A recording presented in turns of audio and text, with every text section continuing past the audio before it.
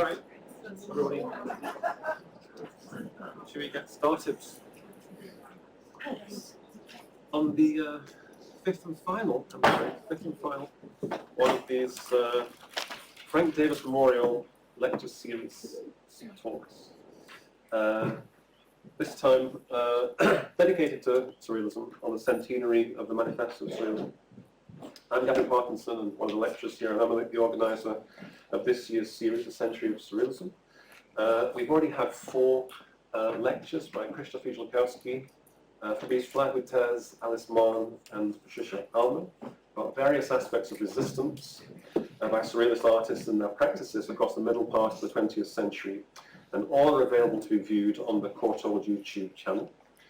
This week we welcome Abigail Suzik, who will be speaking on the journal Race Traitor, which was begun in Massachusetts in the early 1990s and published 2 special Surrealist issues in 1998 and 2001 before it folded in 2005. Abigail is Associate Professor of Art History at Willamette University in Oregon. She is the author of Surrealist Sabotage and the War on Work of 2022, and either editor or joint editor of several books, including Radical Dreams, Surrealism, Counterculture Resistance of the same year, 2022, and Surrealism and Film After 1945 of 2021. Abigail is also joint editor of Bloomsbury's Transnational Surrealism series, and one of the founders, I understand, of the International Society for the Study of Surrealism, in which she still plays a role. Now, just to quickly say, I think you know this already, that the format is about a 50 or so minute talk with questions of, again, about 20 minutes, 15, 20 minutes, depending on how many there are. And then there are for questions, and then there's a reception in the Research Forum seminar room, which is along this way. We'll have an informal chat and some drinks. Abigail, welcome to the course. Thank you so much.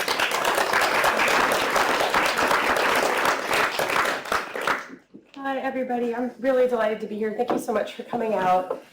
Thanks to everybody who worked on this. I know there's staff who does a lot of work, and especially to Gavin Parkinson for the invitation. I've known Gavin since about 2011, when he very generously reached out to me when I was a graduate student. And so it's been a long, fruitful relationship and friendship, and I feel very much at home here at the Courtauld, and it's been a wonderful weekend with friends and colleagues, despite the weather. Thrilled to talk with you about this material, which is really the first chapter of a new book. I'm very invested in it personally and politically, and would love to hear all of your responses, so we'll have a lively and critical Q&A. I also have an extra copy of my book, Surrealist Sabotage, but it's a kind of freak copy because the first edition of the paperback came out without color plates. So I'm giving them away. So if you would like a copy of my book, here it is. Maybe without the color images, you won't mind. But anyway, let's go ahead and get started. So on the afternoon of Wednesday, April 29th, 1992, 4 Los Angeles Police Department officers charged with assault and excessive force in the arrest of Rodney G. King were acquitted by a mostly white jury. King, an African-American man from California, had been severely beaten by a group of officers after fleeing from police while driving intoxicated just north of Los Angeles shortly after midnight a year earlier. Following the results of the mistrial for police brutality against King, the announcement of the not guilty verdict erupted in an immediate protest response from the local public. Just a few hours later, widespread civil unrest began in south central Los Angeles, escalating quickly into episodes of arson, looting, and assault. Over the next 4 days, the greater metropolitan area of Los Angeles experienced extensive casualties and property damage. This pivotal rebellion, or uprising, as discussed by Lynn Itagaki in the 2016 book Civil Racism, was at the time referred to in the news media as the Los Angeles riots of 1992, right? So riot rather than rebellion. For American Marxist historian and former factory worker Noel Ignatiev, however, it was apparent from the outset that the events in Los Angeles were nothing less then an anti-authoritarian insurrection against the racist nation-state. Ignatiev's own race traitorship was a form of ultra-leftism that developed over the course of the 1960s when he moved away from Communist Party membership, partly because of his dissatisfaction with the party's inattention to the problem of white-black race relations in the American proletariat. In that sense, Race Traitor shared with both historical and contemporary surrealism a foundation in Marxist communist critiques of capitalism, paired with a subsequent disavowal of party membership or affiliation and an expansion beyond, far left of the left, primary socialist concerns. On the very same day of the verdict of the Rodney King trial was this day of April 29, 1992, Ignatiev was more anxious than ever to launch his latest project, the forthcoming anti-white supremacist journal, Race Traitor. While the rebellion ignited on the West Coast, Ignatiev sat down at his typewriter on the other side of the country. He wrote a series of letters to his contacts announcing the journal Race Traitor and inviting their collaboration. Among the recipients of these very first letters about the journal were the Chicago surrealists and radical activists Franklin and Penelope Rosemont. And I just want to say, this is a sort of, there's a time gap here. This is a photo from the 70s, not the 90s. It's actually kind of hard to find photographs of Ignatiev from the 90s, but I like that he's sitting at his typewriter, gives you a sense of what he looked like a little bit. And here are the Rosemonts, pretty close to this time in 2000. The timing of Ignatiev's communique to the Rosemonts was by no means insignificant. As a militant anti-racist since at least the early 1960s, Ignatiev was keenly aware of the events related to the Rodney King trial, and news of the officer's acquittal only sharpened his initiative for realizing his new journal as the mouthpiece for the larger political goal of organizing an updated type of abolitionism for the coming new millennium, right? So I'm arguing that it's actually on the same day of the mistrial that Ignatiev is reaching out and really jump-starting the journal, as the documents show. So as the contents of the letter to the Rosemont attested, and this is a detail from the actual letterhead that he used when he wrote to them, Ignatiev envisioned more than just an engaged readership for Race Traitor. Nor was Race Traitor ever intended merely as a sensational rhetoric or a vague thought experiment, as I will explain more fully ahead. Rather, Ignatiev planned to use the journal as a mouthpiece for building what he hoped would become a mass movement against white supremacy in the United States and beyond. So Ignatiev and his collaborators eventually began to organize this movement under the name of the New Abolitionist Society, as you can see here, with the accompanying slogan, "Abolish the white race by any means necessary." To commence this anti-white supremacist journal and movement, therefore, Ignatiev reached out to those friends he felt could provide the fastest path to the formation and dissemination of Race Traitor. Specifically, he looked to his activist past in Chicago when he typed this message to the Rosemonts. And here are the young Rosemonts in the 60s. These are passport photographs to Paris when they met the Surrealists in 1965-66. These Surrealists, well, eventual Surrealists, the Rosemonts, were longtime comrades since his move to Chicago, Ignatiev's move from the East Coast around 1967 when he was in his late 20s. Ignatiev could count on them for baseline solidarity, but importantly, they were also experienced publishers who might be able to handle the production of Race Traitor, right? So the printing and the dissemination was interesting to him. Since the 1980s, the Rosemonts had been instrumental in the running of the venerable radical publishing house in Chicago, the Charles H. Kerr Publishing Company. Shout out, they're still going after all these years. It's the oldest radical publishing house in the United States. Kerr Publishing was founded in 1886 in the wake of the Chicago Haymarket Affair, and by Charles Hope Kerr, who was a leftist Unitarian with family background in anti-slavery abolitionism. But long before their work with Kerr, the Rosemonts had been core contributors to the mimeograph printing press revolution of the 1960s, when they combined their surrealist activities with activism in Black Swan Press, protest leaflets and posters, and many associated publications. So Black Swan Press, which is also still going, is the surrealist sort of nucleus of publication within the Kerr publishing project that still goes on today. Their work in the underground radical press begins in the 1960s with the Industrial Workers of the World journal, The Rebel Worker, which ran to 7 issues between 1964 and 1966. The Rebel Worker was printed in conjunction with a student collective from Roosevelt University that ran Solidarity Bookshop in Chicago.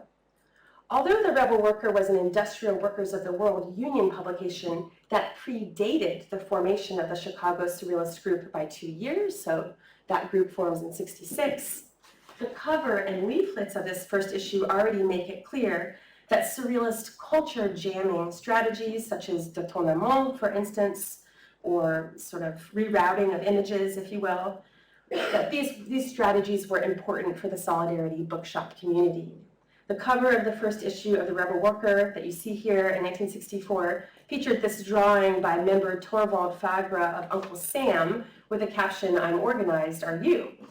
Seizing the famous image of the Uncle Sam personification of the USA federal government from the 1917 poster promoting military service in World War I by American artist J.M. Flagg, Fagra's crudely redrawn Uncle Sam is transformed or détourned into an anti-Vietnam War propaganda via the underground press strategy of mimeograph stencil. The strategy of visual détournement often pursued in The Rebel Worker was directly inherited by Race Traitor, I argue, 30 years later, and this is part of the surrealist connection. Why would Race Traitor care about surrealism beyond the practical means of just getting the magazine published and disseminated, right? Is there actually a surrealist link there? More broadly, given their shared experiences in Chicago during the late 1960s, Ignatiev knew that the Rosemonts possessed these means to help him catapult Race Traitor from dream to reality. He sensed this at a time when the projected readership for his new journal in the USA might recognize, in the wake of the Rodney King mistrial, the urgent need for a rising tide of race treason, as he called it. Typewritten on Race Traitor letterhead and sent from Cambridge, Massachusetts, where Ignatiev was currently teaching and completing a doctorate in history at Harvard University, Ignatiev's letter to the Rosemonts on the 29th of April simply stated, "This is for a project I'm starting up. Are you interested in taking part?" So it's a pretty open invitation, right? Along with a note, Ignatiev also printed a trifold leaflet on light blue paper. It featured a portrait engraving of American anti-slavery abolitionist John Brown, based on a circa 1859 daguerreotype photograph taken shortly before his death by hanging in Virginia.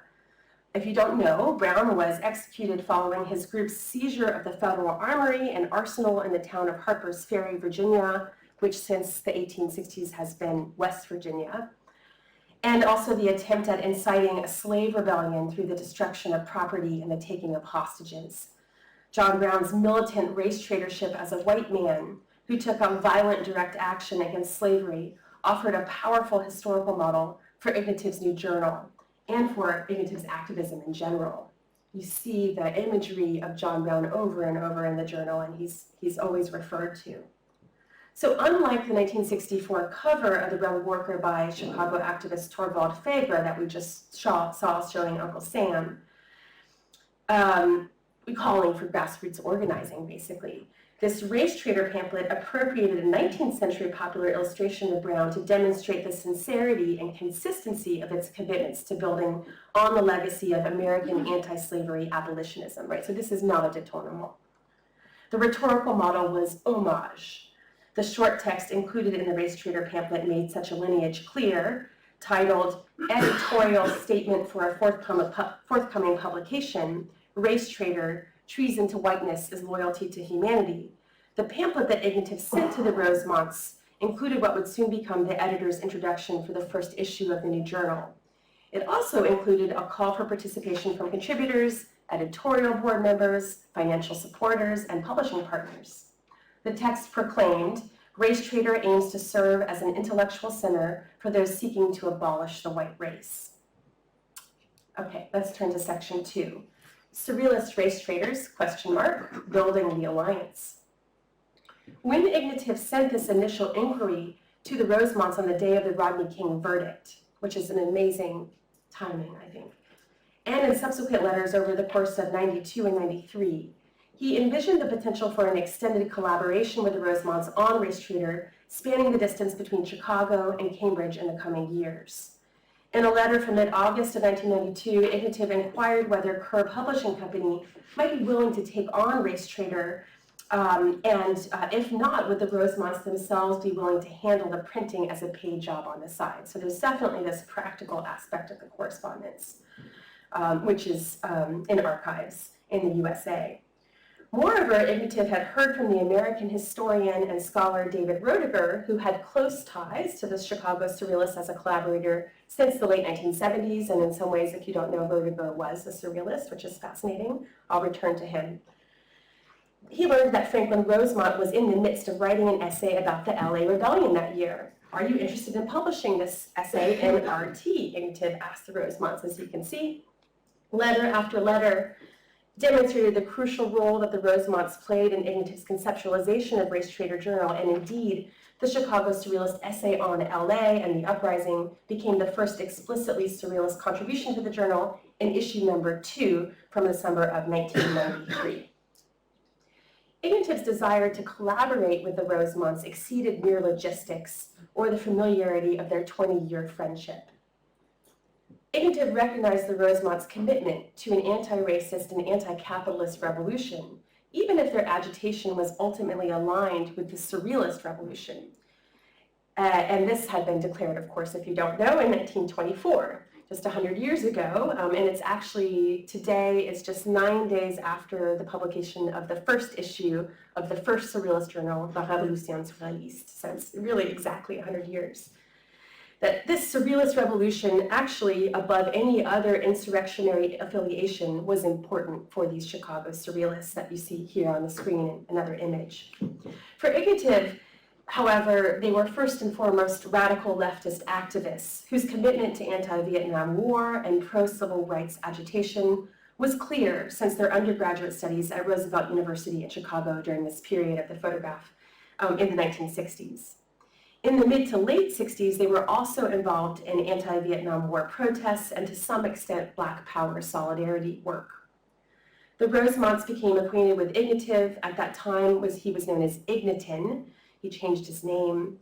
And in the late 60s, he began to participate alongside Penelope Rosemont, who you see here on the right, in the Chicago National Office of the SDS, the Students for a Democratic Society, which is still going in the USA. My students on my campus are involved in the SDS right now, although they're forbidden to protest given the university's new rules. Penelope Rosemont was a member of the SDS national staff, working as a printer in collaboration with New Left Notes at Liberation Press. This was the print shop of the SDS national headquarters in Chicago between the end of 67 and 69. Ignatiev had been involved in the SDS since the late 60s, where he published infamous pamphlets on what was then called white skin privilege. This was the phrase that was used before we had a language of anti-racism, white skin privilege. So you see that New Left Notes was also doing Black Power solidarity work with this cover featuring Huey Newton. So look at these fascinating pamphlets, partly by Ignatiev here, that were issued on the left, at least by the SDS. These pamphlets, such as Which Side Are You On and White Blind Spot, really made a huge impact on the student movement at this time, I would argue, and were part of what eventually became the split of the SDS in the early 1970s. During the 70s and the 80s, the Rosemonts also maintained communication with Ignatiev through their occasional involvement in and solidarity with something called the Sojourner Truth Organization, the STO. Does anybody know what that is, the STO? Okay. So this was a communist group that operated in the United States between 69 and 86, taking its name from the African-American abolitionist activist Sojourner Truth. And it focused on the issue of racism in the American working class and in disparate international contexts. By the mid-70s, the STO was also deeply involved in horizontal solidarity work with Puerto Rican, Iranian, and Palestinian liberation movements, activities that would later inform Ignatiev's work in Race Traitor. So basically what I'm establishing here is a long history of affiliation between the Chicago Surrealists and Ignatiev, and this kind of historical base for Race Traitor and the Surrealist involvement in it. However, what was less clear was whether it mattered to Ignatiev in the context of Race Traitor that the Rosemonts were always in their own minds surrealists committed to the cause of psychic and cultural revolution. Since their I forgot a slide here. This is the Sojourner Truth Organization. Since their declaration of the Surrealist Movement in the United States in connection with the formation of the Chicago Surrealist Group in June of '66, the Rosemonts continuously paired their activism with a surrealist worldview. By the early 1990s, when Race Traitor appeared, this surrealist identification had by no means faded for the Rosemonts, even if the Chicago Surrealist Group had already undergone many permutations in members and purpose by that time. So the group is still alive today, if you didn't know that, very small. At the time of Ignatiev's invitation to participate in RT, Race Traitor, in April of '92, as we have seen, the Rosemonts and their current constituents were looking toward the publication of their first issue of their newspaper. So this is an early, one of the first Chicago Surrealist publications. They just keep publishing material in sort of, immense frequency from '66 to the present day. But by the time Ignatiev is sending the letter out, this is one of the publications that they're working on, where you can see in the bottom of the document there, it says, Surrealism continues, right? Surrealism over and over must be said by surrealist groups around the world. After '66, when Breton dies, it is still alive, it continues. So this is issued by Black Swan Press of Kerr Books. In this dedication to the cultivation of a surrealist movement that had been born in Paris nearly 7 decades earlier, the Chicago Surrealists were a living example of an enduring surrealism that neither died on the eve of the Second World War nor faded with the passing of French luminary André Breton in '66. After nearly 30 years of anarcho-surrealist activity, the Rosemonts essentially connoted the values of surrealism in their expansive network of international contacts. Whether the Rosemonts accepted Ignatiev's invitation proposal to publish, print, and distribute Race Traitor, or merely to contribute content, Ignatiev envisioned their affiliation affirming an unavoidable association between surrealism and his fledgling abolitionist journal. So I argue that this was a strong connection. In the end, the Rosemonts did not pursue Ignatiev's offer to publish Race Traitor with the Kerr Company, but archival documents demonstrate that they assisted with the journal's distribution between '92 and '94. According to Ignatiev and Garvey, and also Beth Henson, who became a third co-editor in 1995 of Race Traitor, this contribution was instrumental to the journal's expansion. Ignatiev sustained and concerted epistolary efforts to maintain his agreement with the Rosemonts, even when met with requests for the funds he owed for the copies he was selling the Rosemonts at printer's basic cost price, demonstrate just how crucial the distribution efforts were to the journal's survival. But the rapport was far more than a matter of convenience, since it bore significant conceptual ramifications for both surrealism and whiteness abolitionism and their fundamental interrelation. As a result of this collaboration with the Rosemonts, the initial issues of Race Traitor reached surrealist audiences even when surrealist content was not present. When the 2 surrealist special issues of Race Traitor are taken into account, it becomes evident that contemporary surrealist ideas were consistently a presence in the pages of Race Traitor throughout the course of its 12-year run. So, what are the ramifications and legacies of this? In essence, Race Traitor became a surrealist-affiliated journal, not a surrealist journal, but an affiliated one, for all of its contributors and subscribers, whether or not they were surrealists. In that case, what was the nature of surrealism's impact on Race Traitor between '93 and 2005? And here's a sampling of just some of the covers, which are amazing, and all of which are available online in full PDFs, and I'm happy to share the link with you later on. So both from an editorial point of view and in terms of reader reception, I'm interested in really sort of what surrealism did for the journal. How did the contributions to Race Traitor, made largely by members of the Surrealist Movement of the United States, the Chicago group and their affiliates, allow surrealism to rewrite its own history, challenging and dramatically strengthening its past positions on racism and anti-racism, white supremacy, and Black liberation, despite the fact that Race Traitor and surrealism remained all too often hampered by a frequent fetishization of Blackness. So for me, this is also a critical project both of surrealism's own inability to fully come to terms with white supremacy and the journal's shortcomings when it comes to its approach. There's no way we can't critique it right from a current day point of view. But however, there's value here, a real value in analyzing this material, I think. Through a close analysis of substantial surrealist contributions to Race Traitor within the context of the journal's entire run, as well as a combination of primary oral and archival research paired with secondary scholarship, I argue that this collaboration between the RT editors and the Surrealists was a mutually transformative one, to varying degrees in terms of both praxis and theory. Due to the consistent participation of members of the Surrealist movement in the USA, and in particular the Chicago group, Race Traitor was able to develop its theory of whiteness as an ideology of false consciousness that could feasibly begin to be abolished through conscious individual withdrawal from participation in white supremacy and continual acts of race traitorship that could accrete into eventually what might become a collective social change. The basis of the Surrealist Revolution upon the transformation of the individual psyche within the framework of the societal collective was one avenue by which some Race Traitor contributors could imagine the end of white supremacy as potentially realizable, whether in immediate or distant horizons and against all odds. So I'm arguing here that it's the Surrealist project of the revolution of the mind that was crucial to this idea of thinking about a post-white supremacy world. And here's the other special issue, which I'll return to. So you see these two covers. In addition, the journal's explicit desire from the outset of its conceptualization was to appeal to a broad popular audience through accessible, public-facing prose, coverage of cultural and popular culture subjects, and the inclusion of original artwork, photography, poetry, and personal reflections or anecdotes.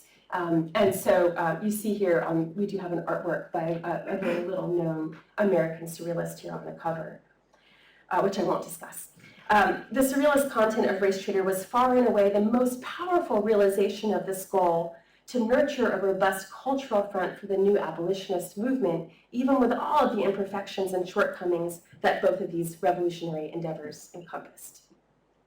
So Race Traitor, meanwhile, became the forum for the first sustained, cohesive, and collectively expressed surrealist condemnation of white supremacy in the history of international surrealism, right? So I'm arguing it's really the first time in which we get a very strong message about this on a consistent basis from surrealism. It's late. Ignatiev and Garvey's journal sharply focused and greatly expanded the anti-racist currents that were present but scattered in surrealism since the mid-1920s, linking these decades-old dissident positions to a small but thriving community of anti-racist activists and dreamers, bringing surrealist anti-colonialist and anti-Occidental rhetoric from the early 20th century interwar period back to purposeful life while doing so.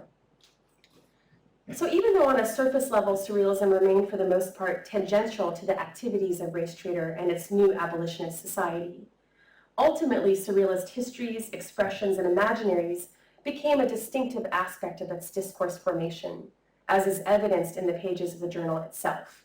And by the way, there's almost no scholarship on this subject, which is why I'm writing about it, although I heard that Didier Ottinger gave a paper on it recently. And so I'm also, along with the gap in the scholarship, interested in approaching this partly because of the extremity and marginality of these ultra-leftist ideas, which have ground even more controversial, I think, and inflammatory in the current climate of neo-fascisms and state-mandated racism, especially in my country, the United States. I'm interested in myriad abolitionisms. This comes from my book, Surrealist Sabotage, from the abolition of the police to the proposition of the abolition of the family that are going on in current radical debates today. So this links to that for me. So in my own research, as such as my book from 2021, I attempt to assess and theorize surrealism's longstanding wage labor abolitionism in relationship to the movement's other abolitionist stances and practices since the 20s, including the call for the end of prisons, police, the nuclear family, the state, religion, and more. It's really quite an abolitionist movement in many ways. For this current project, I have a vested interest in interpreting the whiteness abolitionism of Race Traitor through contextualization with a full range of surrealist abolitionisms, in a transhistorical and transnational basis over the course of the 20th century, and also in relationship to various surrealist revolutionary tactics or approaches such as sabotage, principled refusal, voluntary withdrawal, which could also be called desertion or destituency or abdication, and of course the protest demand.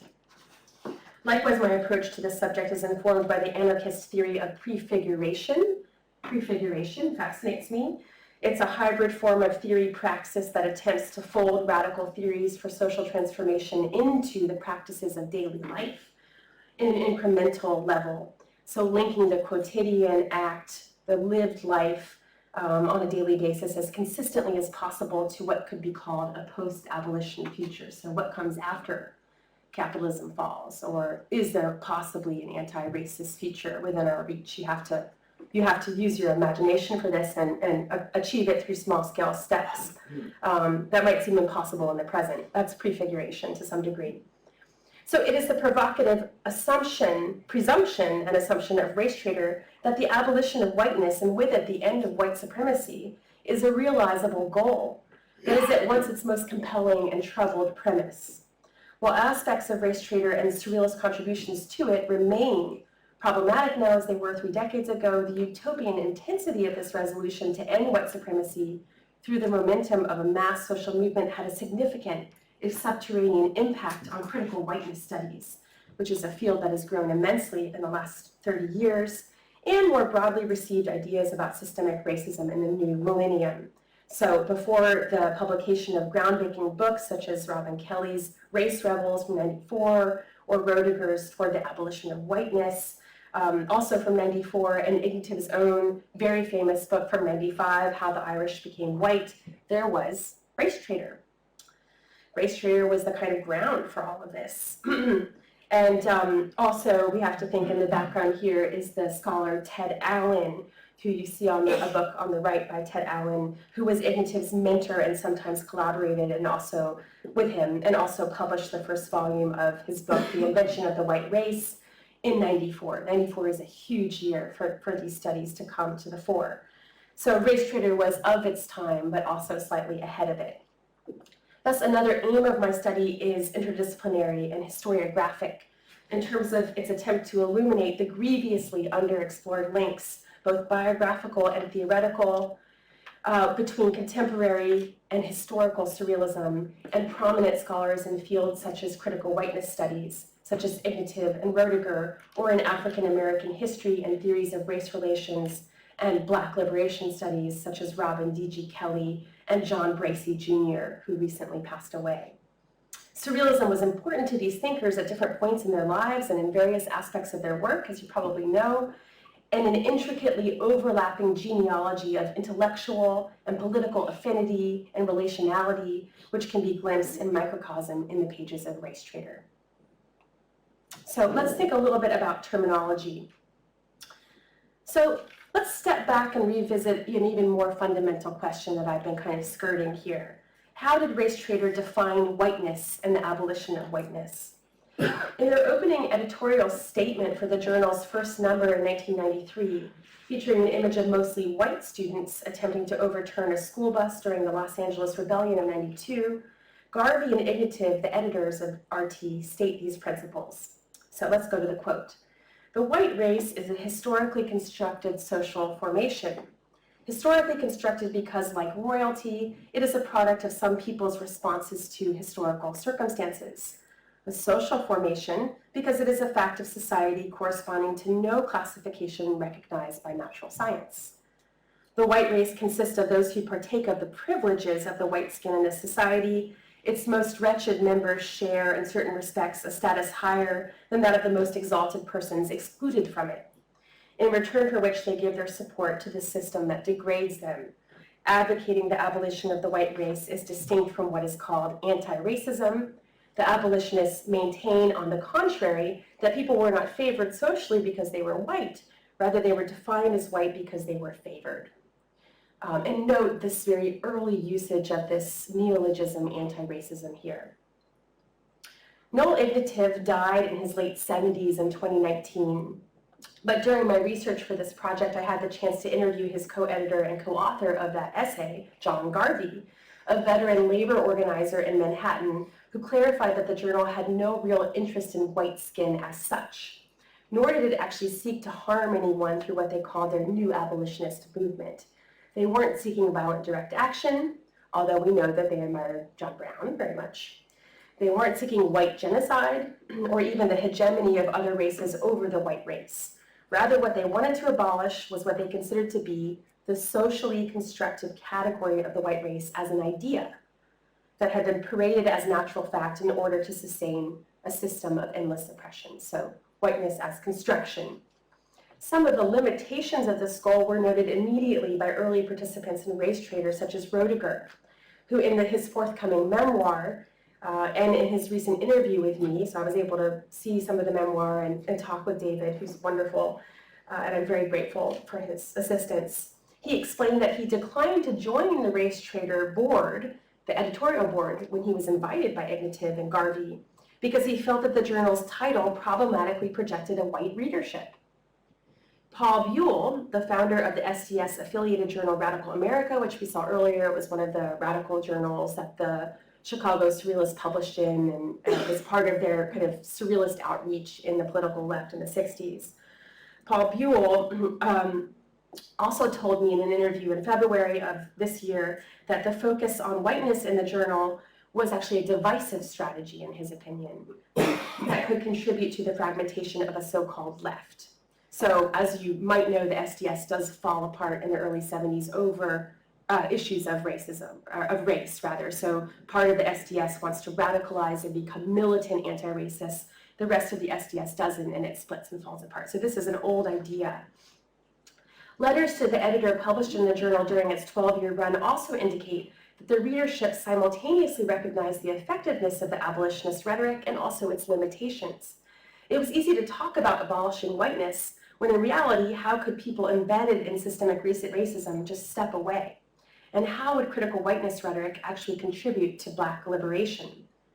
The short answer is Race Traitor had a premise for social transformation, but no blueprint, which is probably one of the main reasons why the journal concluded in 2005 after just 16 issues. So this is a very complex history that really forces us to think about the entire field of critical whiteness studies in particular, which Ignatiev contributed to and came out of in addition to Race Traitor, to try to understand the legacies and also shortcomings of this particular position of Ignatiev's.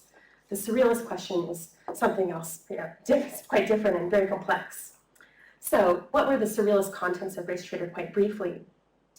As a result of these recent and past connections with Ignatiev, Roediger, and Kelly, not to mention that of Race Traitor board member John Bracey Jr., the activist and prolific scholar of Afro-American studies who had been a close friend of the Rosemonts since the early 60s. He had been at Roosevelt University with them. He was a board member of Race Traitor.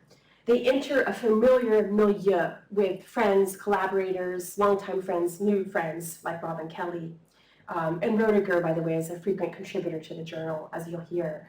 So it's a community that's based over decades of affiliation. From the beginning, Race Traitor was envisioned as a journal that would regularly include print graphics, specifically photographs and original artwork, submitted by the editorial collective as well as by readers. So following that initiative, the cover of the second issue featured this mid-19th century engraved illustration of the character Huckleberry Finn, who in the symposium on the subject printed therein is construed as a race traitor because he refuses to turn Jim in as a runaway slave in, as you probably know, Mark Twain's 1844 novel, Adventures of Huckleberry Finn. Although I've been talking to Alden Nielsen, the American poet and scholar, who says that for him when this came out, this cover was also problematic because if you read Twain's story, Huck decides that Jim is white on the inside, and that's why he doesn't turn him in. So, he's not John Brown. Huck Finn is not a John Brown. So this is, again, part of these sort of limitations I'm talking about with the content of Race Traitor. Following the tactic of détournement, again, or rerouting of the image, not unlike the aforementioned cover of The Rebel Worker with Uncle Sam, which rallied Uncle Sam for anti-war action, this cover of Race Traitor 2 visualizes the radicalized betrayal embodied in the journal's title. Although race traitor is a derogatory epithet in the hands of racists, it's probably an early 20th century phrase. To be a race traitor is a white person who betrays your whiteness, right? It's actually a racist epithet. This meaning of that phrase itself is also detorned in the hand of far leftist anti-racists. Ignatiev and Garvey embraced the treason indicated by the phrase in their journal's mission.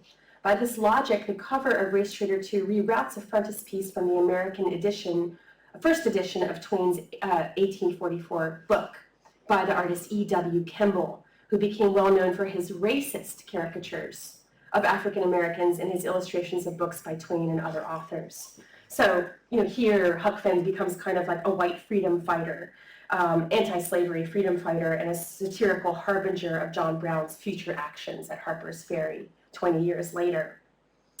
And so I'm arguing that there's a surrealist influence here, right? That already the journal is thinking about surrealist methods and what it can do with images to change, reroute their meaning. Holding a prominent place in this issue, the Chicago Surrealists published the opening essay, 3 Days That Shook the New World Order, the Los Angeles Rebellion of 1992.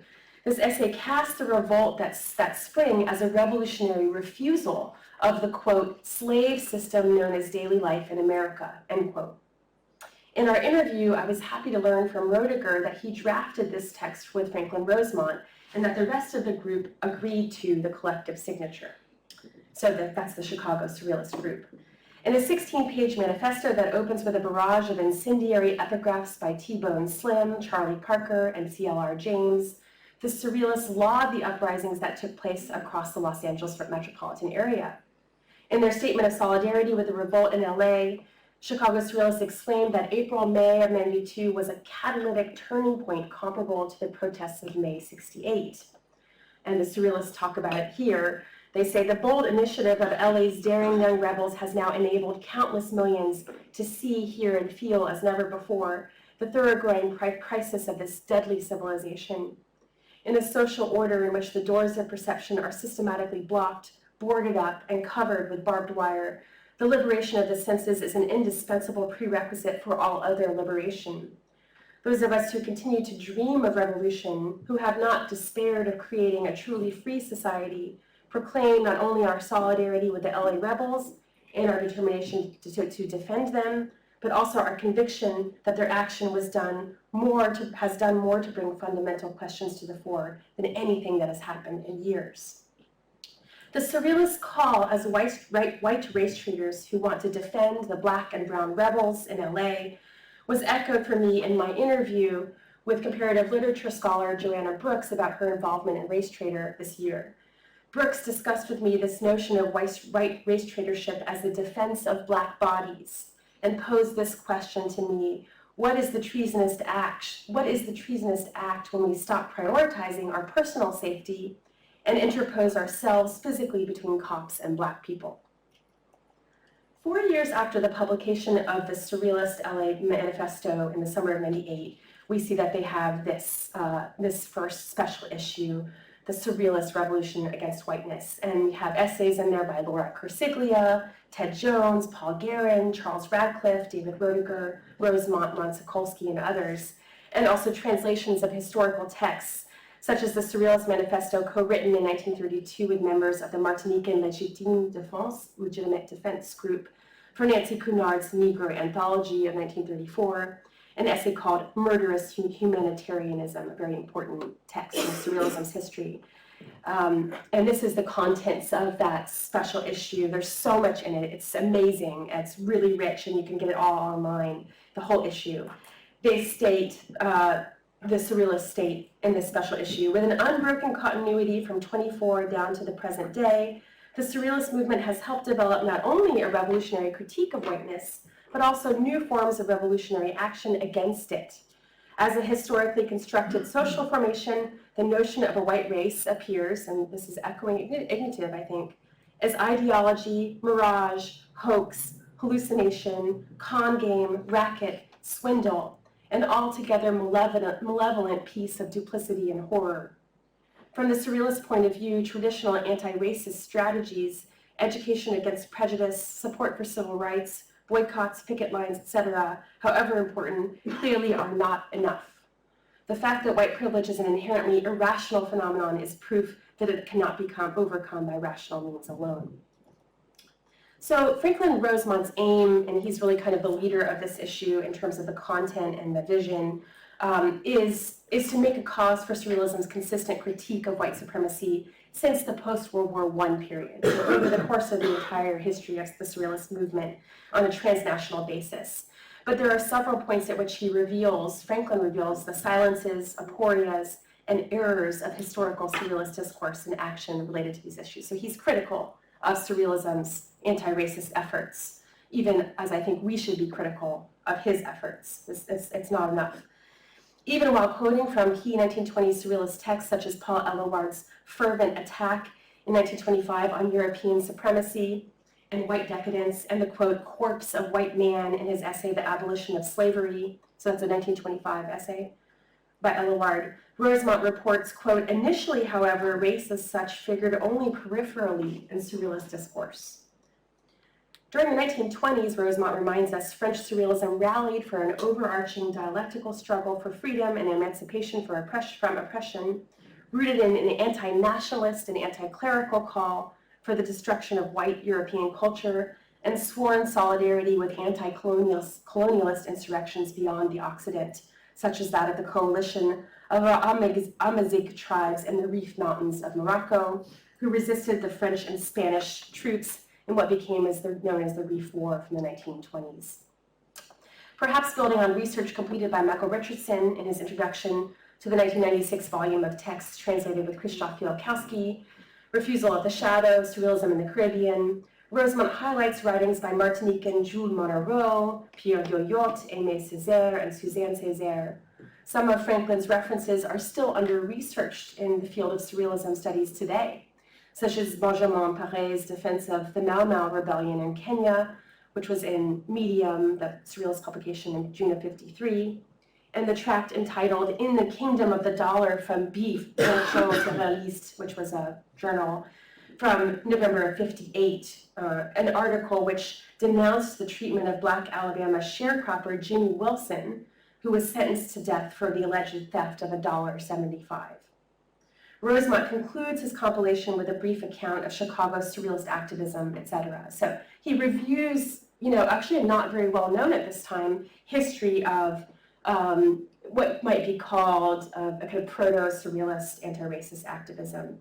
And he frames all of this in terms of what David Roediger called a poetic politics in this 1994 book, Toward the Abolition of Whiteness. So Franklin is already beginning to make connections there, and he doesn't comment extensively on Roediger's theories from this book, but he does grapple with the fact that none of the French surrealists from the 20s devoted extensive attention to the issue of racism. And he also does talk about the exoticism and fetishism of non-white and Black cultures that were prevalent in their groupthink, and that arguably persisted well past this period in surrealism in general. So these failures of understanding are explained by the surrealists' embeddedness in the zeitgeist of whiteness, according to Rosemont, which they sought to battle through their attempt to live poetic lives and via their support, albeit limited in scope, of Black liberation struggles. So he talks about Pierre Navy, who was an ex-surrealist, who worked extensively with C.L.R. James and the French translation of James's The Black Jacobins in 1949, and also Navy's participation in the journal of Présence Africaine, a journal founded in '47, among other really precise historical examples. And then there are two brief and insufficiently dialectical sections in Rosemont's text in this first Surrealist special issue of Race Traitor, where he talks about the affirmative respect that Surrealists had in the Afrocentrism of their interest in Egyptian roots of alchemy, African tribal art, and Black music, largely from the United States, such as jazz and blues. So it's not, Franklin attempts to talk about affirmative respect for Black culture, but he unfortunately does proceed with what could be considered a fetishization of these things. Okay, So we're reaching a concluding section. I think I'm right on time here. Stay with me. I know it's a longer lecture. So the 10th number of Race Traitor, devoted to the theme of the revitalization of the legacy of John Brown in the final days of '99, published a substantial set of reader letters in response to the Surrealist special issue. Overwhelmingly positive, the 9 published letters offer a glimpse into the composition and orientation of the journal's readership, while confirming the synergy of the Surrealist spin on race traitordom with the agenda of new abolitionism. Surrealist Ted Jones and Laura Corsiglia sent enthusiastic praise, writing from Paris. They said, "The Surrealist issue is electric, required reading." The letters from poets Darrell Lorenzo Wellington and Marilyn Buck were far and away the most revealing of the special issue's significance for some of its readers, and I was completely fascinated by these responses. Wellington stated, quote, "I am an African-American poet and playwright," I'll stay here, sorry, "and the politics of race traitors struck a chord with me the first time I encountered them." This is in his letter. "At long last, a publication honest enough to speak the whole and not merely a parcel of the truth. Let me emphasize that reading the essay, 'The 3 Days That Shook the New World Order' by the Chicago Surrealist Group in RT2 was inspiring and revelatory. Essay after essay of Race Traitor's Surrealist issue pointed me toward the Surrealist method as the most natural, if not the only, way." End quote. So following the publication of his letter in Race Traitor, Wellington, who we see here, contacted the Chicago Surrealists and became affiliated with their group. His work subsequently was included in Ron Sakolsky's 2003 volume Surrealist Subversions, which Stephen Chikaitis has for sale over there from Autonomy Media Press. And thank you, Stephen, and he still considers himself closely connected to Surrealism past and present, as I discovered in a recent interview with him, which was so rewarding. Meanwhile, Marilyn Buck, on the other side of the screen, an incarcerated race traitor herself, wrote from federal prison in California about the personal revelation that the special issue brought about, illuminating the previously obscure connections between her militancy since the 1970s as a white woman member of the Black Liberation Army and her practice as a poet since her capture and imprisonment in 1985. Called a John Brown of our time by Kwame Ture, Hank Jones, and other Black revolutionaries, Buck was given an 80-year sentence in federal prison for her participation in the 1979 prison escape of Assata Shakur, who is a female African-American political activist and member of the Black Liberation Army accused with the murder of a white police officer, which most people now consider a frame job. Buck was also sentenced for her participation in the 1981 Brinks robbery and the 1983 U.S. Senate bombing. And just so you know, Assata Shakur is still at large. She escaped and is in Cuba, and still credits Buck as a race traitor heroine in her webpage. So for this letter in Race Traitor, as you can see, Buck stated, "I just read Surrealists on Whiteness and Race Traitor. It is an interesting, provocative piece to me, not because of its views on whiteness and the movement to overthrow it, since I am a longtime anti-racist and militant against white supremacy, but rather because I've never seen any of the Surrealist writings from an ideological point of view. Surrealism has been an art movement which I have admired, particularly the poetry. As soon as I started reading the introduction to the Race Traitor issue, it clicked that in fact I had never really understood the entire Surrealist conception and project. So here I am, a few decades late, educated in Marxism, Leninism, Maoism, and even anarchism, but ignorant of something that resonates with a broader spectrum of who I am than narrow political ideology." Buck's letter in the Winter '99 issue was just a preview of the action that she would take in her own life to explore surrealism from the point of view of a convicted and imprisoned race traitor. Within weeks before the end of the year, she and 2 artist friends formed a group called Surreal Sisters. I was just like completely astounded when I discovered this. I was like, what? This is just, there's hardly any carceral studies related to surrealism studies, and this for me is an incredibly moving discovery. So they formed this group to explore the creation of surrealist art. Now, Buck had known the other 2 surreal sisters pictured here, Miranda Bergman and Jane Norling, since 1969, when they became acquainted in San Francisco through Buck's activism in the Black liberation and anti-war movements. So, early on, they're already doing this work in the 60s.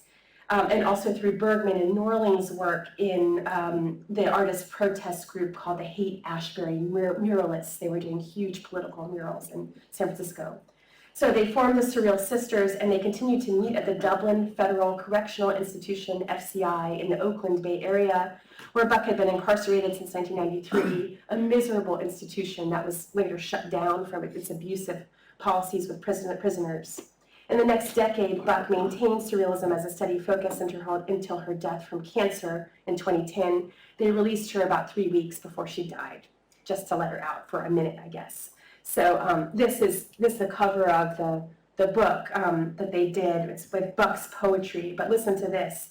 As Bergman and Norling told me in an interview this year, their collaboration focused on what they called an inside-outside surrealist method of collective automatic writing and drawing, in which exquisite corpse drawings and poems were made via epistolary exchange from both inside and outside the prison. So 2 of them would come into the prison, work would be done, and then they would finish it outside the prison. So the black and the white colors here are about race and also about the interior of the prison and the outside.